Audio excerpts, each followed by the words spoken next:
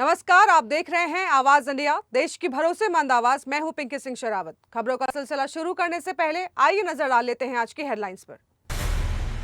Cylinder महंगा होते ही सियासत तेज, कांग्रेस ने केंद्र सरकार को घेरा। राहुल गांधी बोले आगे पेट्रोल डीजल की बारी।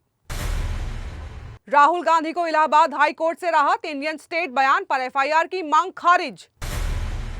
पवन खेड़ा के अग्रिम जमानत पर आपने बीजेपी को घेरा, एजेंसियों के दुरुपयोग का आरोप। अखिलेश यादव का तीखा वार, गिरगिट वाले बयान पर सीएम योगी आदित्यनाथ को दिया जवाब। और सलमान खान का राजा शिवाजी में सरप्राइज कैमियो, तलवार पगड़ी लुक में मचाया धमाल। अब खबरें विस्तार से। कमर्शियल गैस सिलेंडर के दाम में 993 रुपए की बढ़ोतरी के बाद कांग्रेस ने केंद्र सरकार को घेरा है। पार्टी ने आरोप लगाया है कि पिछले 4 महीने में सिलेंडर 1518 रुपए तक महंगा हो चुका है और इसे महंगाई का चाबुक बताया। कांग्रेस ने कहा है कि सरकार आम जनता से लगातार वसूली कर रही है और छोटे सिलेंडर के दाम भी बढ़ा दिए गए हैं। इस मुद्दे पर राहुल गांधी ने भी सरकार को घेरते हुए कहा कि चुनाव के बाद महंगाई बढ़ने की बात पहले ही कही गई थी। उन्होंने कहा कि इस बढ़ोतरी का असर आम लोगों की थाली पर पड़ेगा। राहुल गांधी ने आशंका जताई है कि आने वाले समय में पेट्रोल और डीजल की कीमतों में भी बढ़ोतरी हो सकती है। इलाहाबाद हाईकोर्ट ने राहुल गांधी के खिलाफ इंडियन स्टेट से लड़ाई वाले बयान पर एफआईआर दर्ज कराने की मांग वाली याचिका खारिज कर दी है। यह याचिका हिंदू शक्ति दल की सिमरन गुप्ता द्वारा दाखिल की गई थी। याचिका में कहा गया था कि राहुल गांधी का बयान जन भावनाओं को आहत करने वाला और राष्ट्र विरोधी है।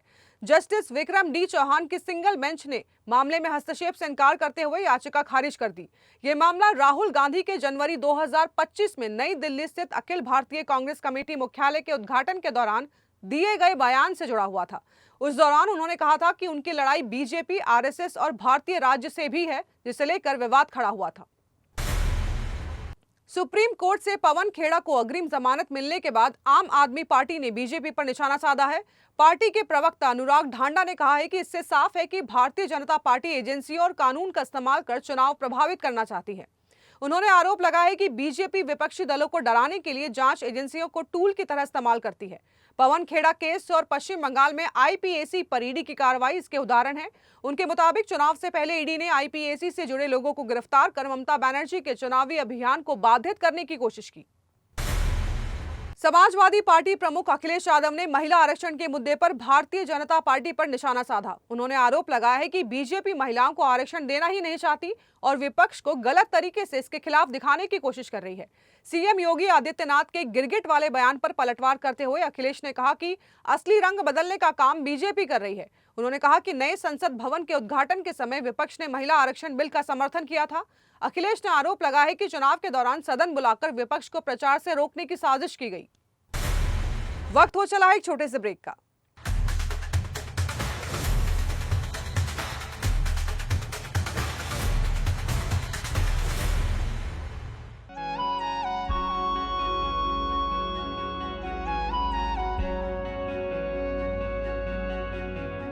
आवाज इंडिया, आवाज इंडिया, आवाज इंडिया, आवाज इंडिया, इंडिया, आवाज इंडिया, आवाज इंडिया।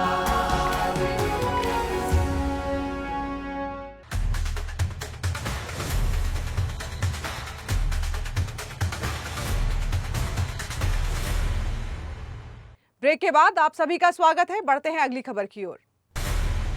महाराष्ट्र दिवस के अवसर पर सुनेत्रा पवार ने बीड़ जिला में नागरिकों को संबोधित करते हुए 117 करोड़ की आईटी परियोजना और 623 करोड़ रुपए के विकास बजट की घोषणा की है। यह दौरा दिवंगत उप मुख्यमंत्री अजीत पवार के निधन के बाद उनका पहला आधिकारिक दौरा था।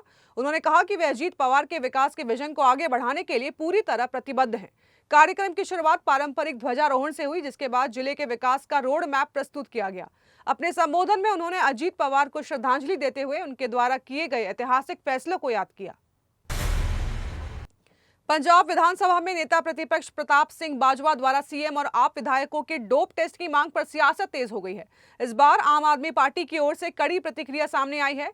पंजाब आप अध्यक्ष अमन अरोड़ा ने कहा है कि कांग्रेस की ये टिप्पणी बेबुनियाद और दुर्भाग्यपूर्ण है। विशेष सत्र का उद्देश्य मजदूरों के योगदान का सम्मान करना है, लेकिन कांग्रेस सदन की गरिमा को ठेस पहुंचा रही है।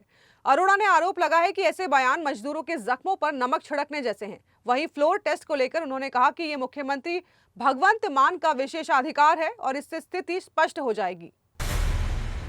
नोएडा इंटरनेशनल एयरपोर्ट से 15 जून 2026 से व्यावसायिक उड़ान सेवाएं शुरू होने की आधिकारिक घोषणा की गई है।